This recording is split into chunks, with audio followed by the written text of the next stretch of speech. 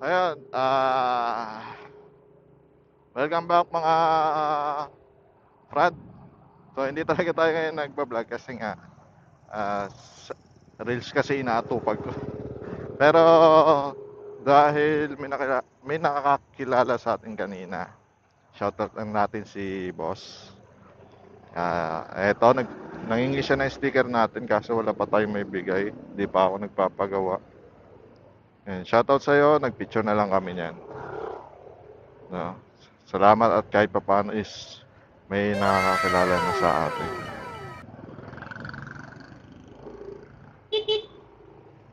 Hintay ko lang yung ano eh, yung basta bago tayo talagang mag vlog na.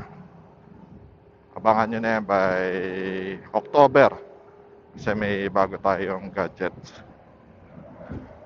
May bago tayo bibiling camera.